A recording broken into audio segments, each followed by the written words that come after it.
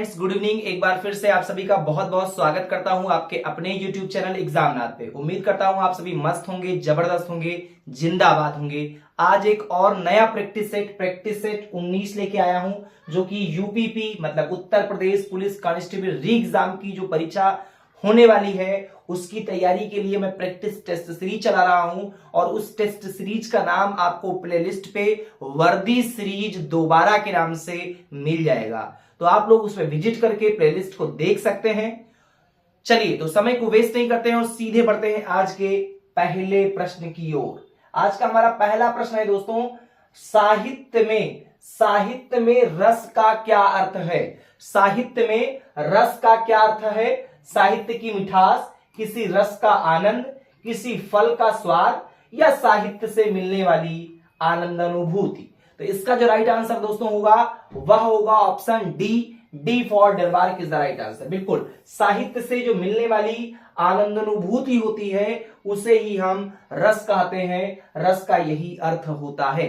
देखिए, किसी काव्य को पढ़ने या लिखने से पाठक या श्रोता को जिन आनंद की अनुभूति होती है उसे ही हम क्या बोलते हैं? उसे ही हम रस बोलते हैं। और यहां पे जो साहित्य में जो रस का अर्थ होता है वह होता है साहित्य से मिलने वाली आनंद अनुभूति।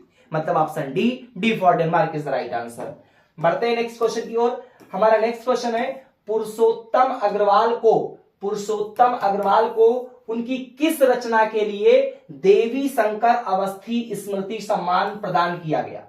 विचार का अनंत, तीसरा रुख, संस्कृति वर्चस्व और प्रतिरोध, या अकथ कहानी प्रेम की, कबीर की कविता और उनका समय। तो भैया, पुरुषोत्तम अग्रवाल के द्वारा जो रचना की गई थी जिसके लिए उन्हें देवी शंकर अवस्थी स्मृति सम्मान प्रदान किया गया, तो उस रचना का नाम है तीसरा रुख।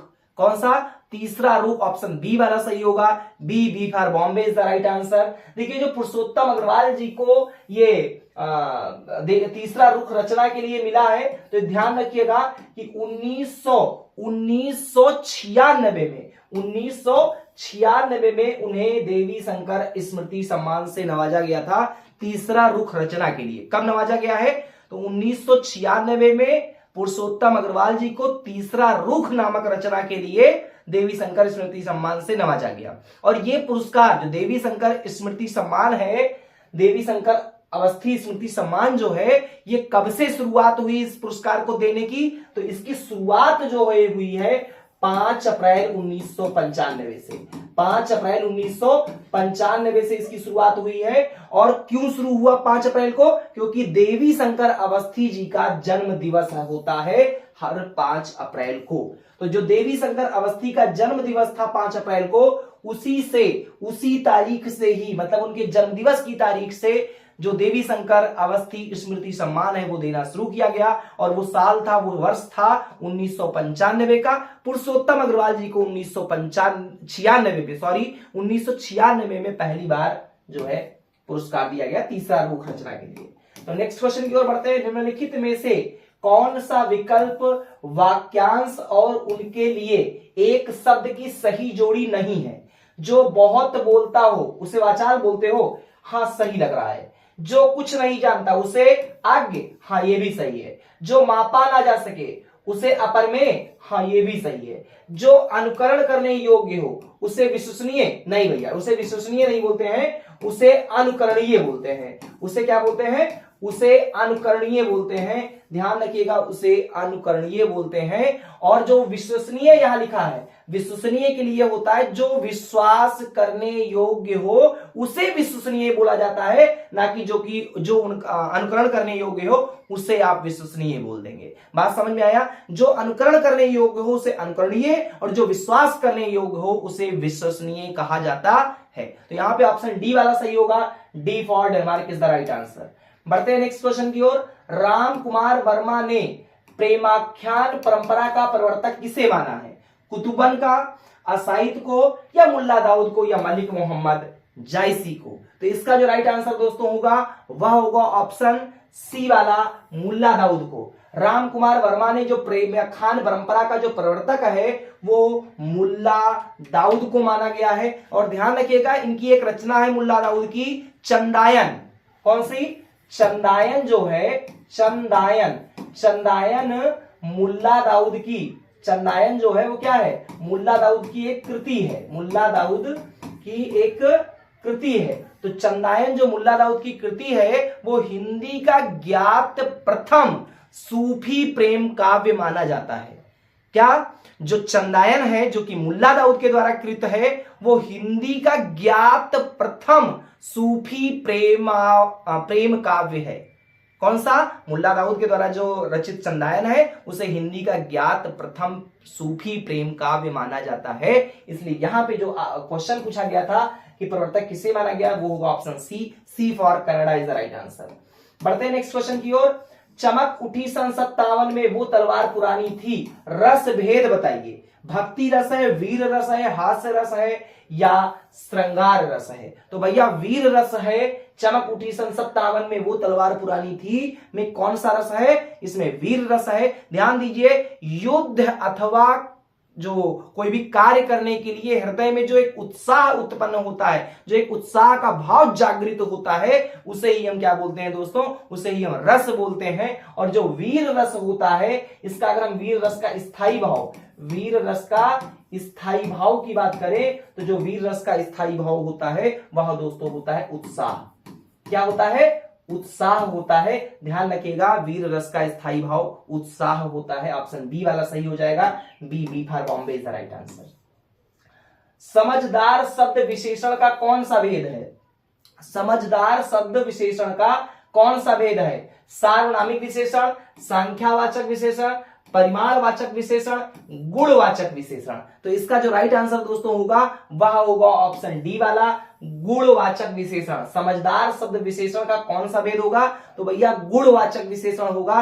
ध्यान से सुन लीजिए कि गुणवाचक विशेषण क्या होता है। तो देखिए, जिन विशेषण शब्दों से संज्ञा या सर्वनाम शब्दों के गुण, दोष, आकार, रंग, दशा आदि का जब बोध हो उसे गुणवाचक विशेषण कहते हैं। उसे क्या कहते हैं, उसे हम गुणवाचक विशेषण कहते हैं। इसलिए यहां पे कौन सा विकल्प सही होगा, गुणवाचक विशेषण, option D for Denmark is the right answer. Next question की ओर बढ़ेंगे। रंगभूमि किस प्रसिद्ध लेखक द्वारा रचित उपन्यास है। रंगभूमि बहुत ही प्रसिद्ध जो है ये एक उपन्यास है और आपको बताना है कि उस प्रसिद्ध लेखक का क्या नाम है। प्रेमचंद्र, हरिशंकर परसाई या धर्मवीर भारती या विष्णु शर्मा।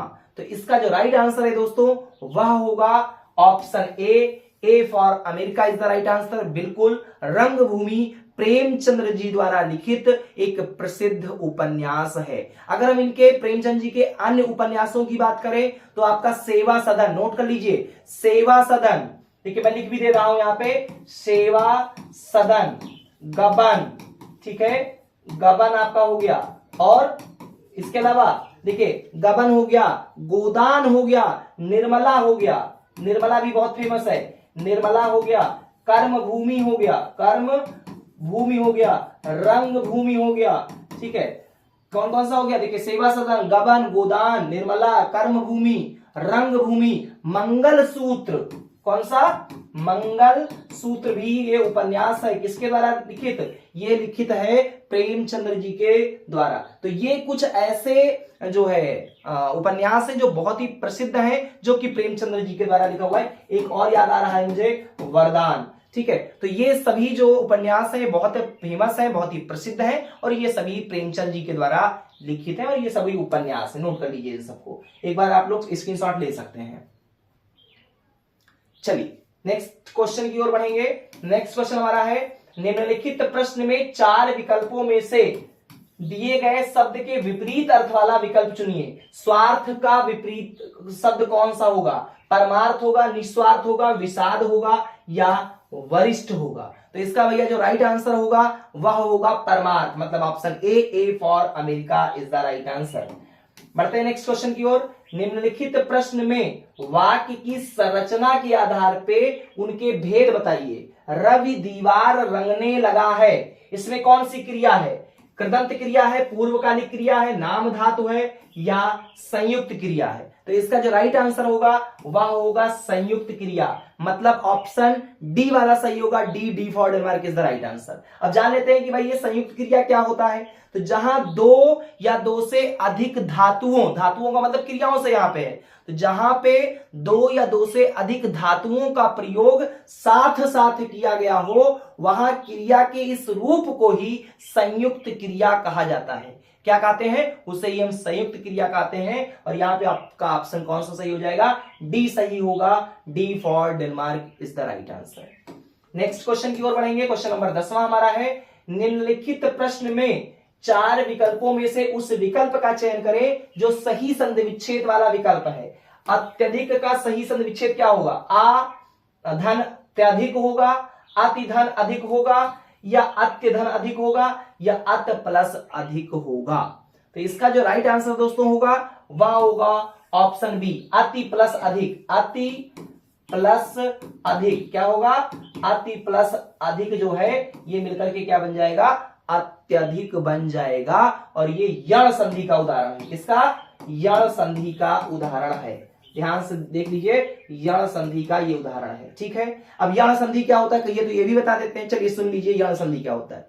जब छोटी ई, बड़ी ई, छोटा ऊ, बड़ा ऊ और री के बाद असमान स्वर आते हैं, असमान स्वर आते हैं। किसके किसके बाद? छोटी ई, बड़ी ई, छोटा ऊ, बड़ा ऊ और री के बाद अगर असमान स्वर आते हैं तो जो छोटी ई और जो बड़ी ई होती है, जो बड़ी ई होती है वो परिवर्तित हो जाती है। किसमें किसमें बदलती है? वो भैया या में बदल जाता है। किसमें? या में। जबकि छोटाऊ और बड़ाऊ जो होता है वो किसमें बदल जाता है? वो वा में बदल जाता है। और जो री होता है, री ये परिवर्तित हो जाता है रा में। किसमें? रा में बदल जाता है। और इससे बनने वाली जो संधि होती है वो यण संधि कहलाती है। दोस्तों ध्यान रखिएगा, इससे बनने वाली संधि क्या कहलाती है? यण संधि कहलाती है। तो यही है यण संधि की परिभाषा। और इसमें अत्यधिक का जो संधि विच्छेद, सही संधि विच्छेद होगा वो अति प्लस अधिक होगा, इसलिए ऑप्शन बी वाला सही हो जाएगा। B for Bombay is the right answer. निम्नलिखित प्रश्न में 4 विकल्पों में से उस सही विकल्प का चयन करें जो बताता है कि नीचे दिए गए छंद के प्रत्येक चरण में कितनी मात्राएं हैं। करते अवसेक पयोध हैं, बलिहारी इस वेश की, हे मातृभूमि तू सत्य ही सगुण मूर्ति सर्वेश की। 15 से 13 के क्रम से 28, पहले और तीसरे में 12, प्रत्येक चरण में 24 या प्रत्येक चरण में 24। तो यहां पे ध्यान रखिएगा, प्रत्येक चरण में 24, प्रत्येक चरण में, ये देखिए सेम हो गया है। बट यहाँ पे जो ऑप्शन आपका है ये ऑप्शन नहीं होगा। यहाँ पे जो ऑप्शन सही होगा वो होगा 15 से 13 के क्रम में 28 वाला जो है। और ये उल्लाला छंद का उदाहरण है। एक छंद होता है उल्लाला, कौन सा? उल्लाला। तो ये उल्लाला छंद का उदाहरण है। उल्लाला छंद एक होता है, ये उल्लाला छंद का उदाहरण है, इसलिए ऑप्शन ए वाला सही हो जाएगा। A for America is the right answer. निम्नलिखित प्रश्न में 4 विकल्पों में से उस सही विकल्प का चयन करें जो अशुद्ध वाक्य के शुद्ध रूप का सबसे अच्छा विकल्प है। ठीक है, अशुद्ध वाक्य के शुद्ध रूप का सबसे अच्छा विकल्प कौन सा होगा? मैंने गांव जाना है, मैंने गांव जाना है, या मुझे गांव जाना है, या मेको गांव जाना है, या मेरे को गांव जाना है। तो भैया इसका जो सही विकल्प होगा वो होगा मुझे गांव जाना है। इसमें सर्वनाम संबंधी अशुद्धि है, मैंने गांव जाना नहीं होगा, मुझे गांव जाना होगा। तो मैंने की जगह पे क्या हो जाएगा? मैंने की जगह पे आपका हो जाएगा मुझे। और इसमें किस प्रकार की अशुद्धि है? तो सर्वनाम संबंधी अशुद्धि है इस वाक्य में। बढ़ते हैं नेक्स्ट क्वेश्चन की ओर। नेक्स्ट क्वेश्चन है, निम्नलिखित प्रश्न में 4 विकल्पों में से उस सही विकल्प का चयन करें जो बताता है कि जहां छंद में सभी चरण समान होते हैं उसे क्या कहा जाता है। विषम मात्रिक छंद कहते हैं, अर्ध मात्रिक छंद कहते हैं, सम मात्रिक छंद कहते हैं, या मात्रिक छंद कहते हैं। तो ध्यान से देख लीजिए, जो हमारा क्वेश्चन है तो इसका जो राइट आंसर होगा वो तो हो जाएगा सम मात्रिक छंद। लेकिन अभी हम इसको परिभाषा बताएंगे। देखिए प्रश्न क्या है, जहां छंद में सभी चरण समान होते हैं उसे क्या कहते हैं? भैया सम मात्रिक छंद कहते हैं। द्वंद्व गलत लिखा हुआ है, छंद होना चाहिए। ठीक है, क्या कहते हैं उसको छंद कहते हैं। ठीक है, ऑप्शन सी वाला सही हो जाएगा। C for Canada is the right answer. अब ध्यान से सुन लीजिए, देखिए जहां छंद में सभी चरण समान होते हैं, जहां छंद में सभी चरण समान होते हैं उसे सममात्रिक छंद कहते हैं, उसे सममात्रिक छंद कहते हैं। और सुन लीजिए, जिस छंद में ध्यान से सुनिए, जिस छंद में 2 से अधिक चरण समान ना हो उसे विषम मात्रिक छंद कहते हैं। जिस छंद में 2 से अधिक चरण समान ना हो उसे विषम मात्रिक छंद कहते हैं। और जिस छंद में पहला और तीसरा चरण तथा दूसरा और चौथा चरण समान हो उसे अर्ध सम मात्रिक छंद कहा जाता है।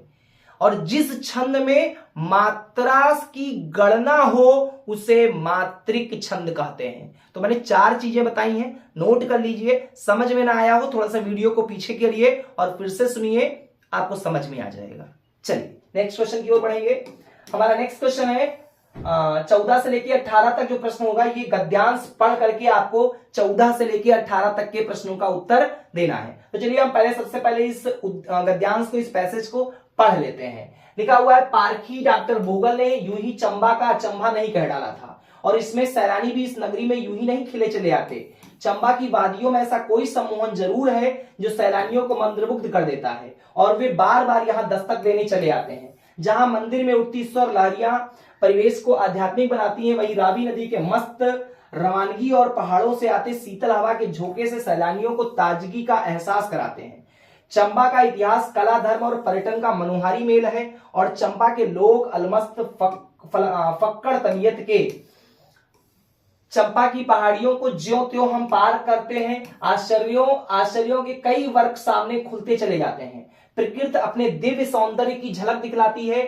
चंपा के सौंदर्य को आत्मसात करने बाद ही डॉक्टर बोगल ने इसे अचंभा कहा होगा। चंबा का यह सौभाग्य रहा कि उसे एक से एक बड़ा कलाप्रिय, धार्मिक और जन सेवक राजा मिला। इन राजाओं के काल में न सिर्फ यहाँ की लोक कलाएं फली फूली अपितु इनकी ख्याति चंपा की सीमाओं को पार करके पूरे भारत में फैली। इन कला प्रेमी नरेशों में राजश्री सिंह जो 1844 में आए, राज राम सिंह 1873 व राजा भूरी सिंह 1904 के नाम विशेष रूप से उल्लेखनीय है। वास्तुकला हो या भित्ति चित्रकला, मूर्तिकला हो या काष्ठ कला, जितना प्रोत्साहन इन्हें चंबा में मिला शायद ही अन्यत्र कहीं मिला हो। चंपा की कर्म शैली ने खास अपनी पहचान बनाई है।